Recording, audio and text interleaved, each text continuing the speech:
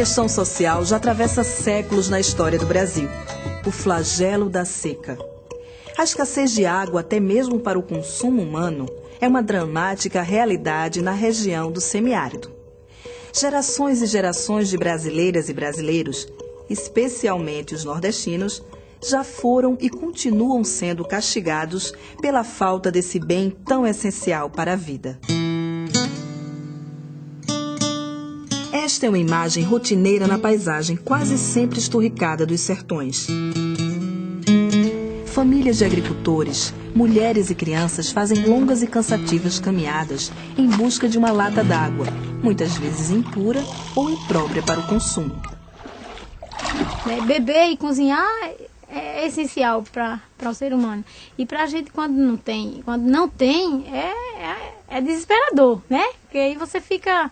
Como é que a gente vai fazer comida? Como é que a gente vai sobreviver? Como é que a gente vai beber a água se não tem ela?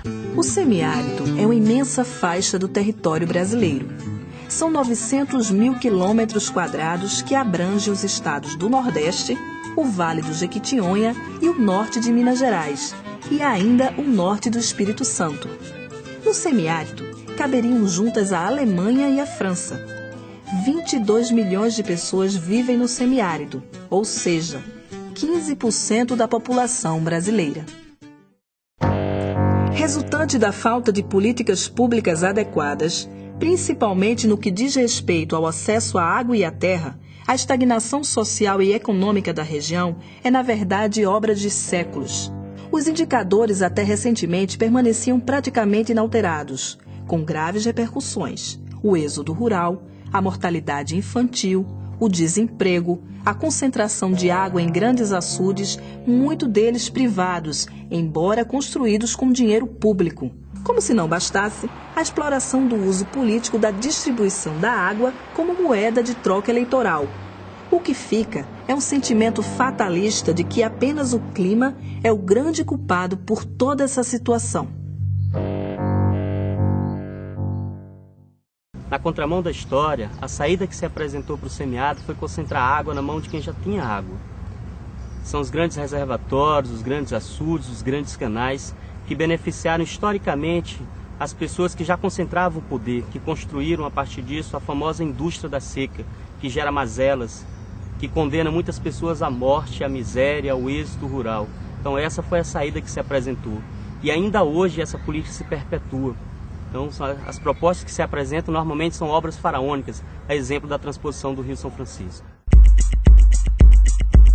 1999, um ano que é celebrado como mudança de paradigma em relação à questão da água no semiárido.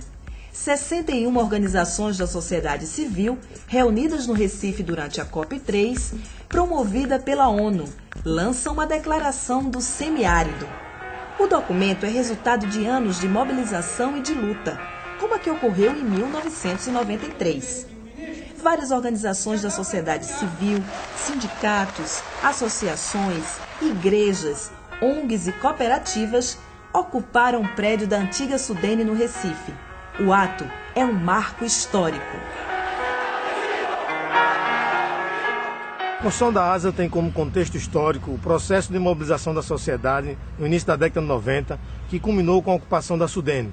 Nesta ocupação, a sociedade civil do semiárido, sindicatos, associações e igreja, pautaram o governo por uma nova lógica, a lógica de pensar o semiárido não como combate à seca, mas sim como convivência, para a melhoria de qualidade de vida das populações do semiárido. A Declaração do Semiárido é um documento de ruptura. No lugar de medidas paliativas e ocasionais no combate à seca, a declaração propõe a convivência com o semiárido. Inspirado nesse paradigma, as organizações que há décadas trabalhavam pela adoção de políticas públicas transformadoras para a região fundam a ASA, Articulação no Semiárido Brasileiro. Agregadas na ASA, as entidades da sociedade civil começam a trabalhar em programas que modifiquem de forma permanente a realidade do semiárido. A água é um direito de todos e não um privilégio de poucos. A ASA também propõe que os programas adotados se transformem em políticas públicas efetivas e sistemáticas e que as famílias dos agricultores se tornem protagonistas da transformação social e econômica. A ASA hoje reúne mais de 700 organizações da sociedade civil. É um trabalho coletivo, democrático, direcionado para a implantação do desenvolvimento sustentável. Para isso, é preciso ampliar a reforma agrária, sobretudo no Nordeste, onde é maior a concentração de terras. Os dados do IBGE comprovam: apenas 30,5% da área de produção no país pertencem aos agricultores familiares. Mas são nesses estabelecimentos que são produzidos 60% dos alimentos consumidos no país.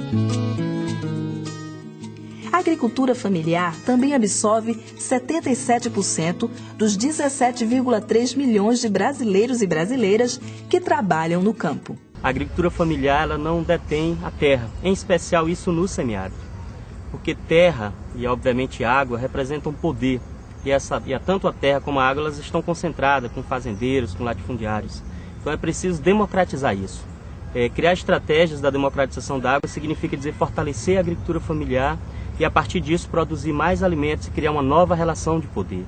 Então é necessário e urgente a democratização da terra e a água na região do semiárido. Como ponta de lança de um conjunto de medidas que possibilitem a convivência com a seca, a ASA implantou o programa 1 milhão de cisternas, o P1MC, uma proposta elaborada pelas entidades populares. Iniciada no ano 2000 com a construção de 500 cisternas, a experiência se transformou em política pública, adotada nos vários níveis de governo e prevista no Orçamento Geral da União. Até 2008, o P1MC já construiu 220 mil reservatórios, cada um com capacidade de 16 mil litros. A meta é chegar a 1 milhão de cisternas.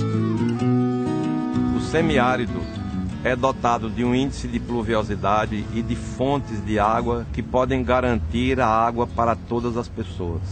Acontece que há uma concentração injusta de água em propriedades e em pessoas. O P1MC busca inverter isso, busca levar a água a cada família, de sorte que cada uma possa ter acesso a esse bem que é fundamental para a sua segurança alimentar e nutricional.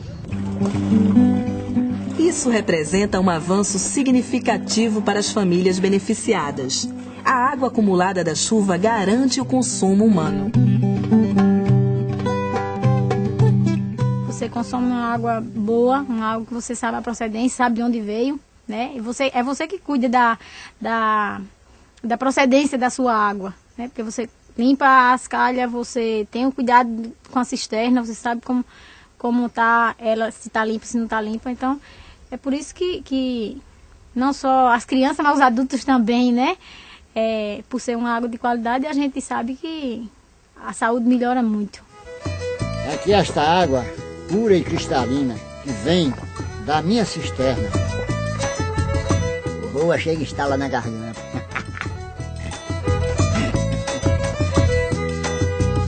O programa 1 milhão de cisternas vai continuar. Até lá, precisamos refletir sobre algumas questões. A experiência da ASA de reunir centenas de organizações e juntas sair de pequenos projetos e atuar eficientemente em políticas públicas é transferível para outras realidades? Como sua comunidade se organiza para resolver problemas comuns? Essas são algumas questões que propomos para você refletir com seu grupo, sua organização ou sua comunidade.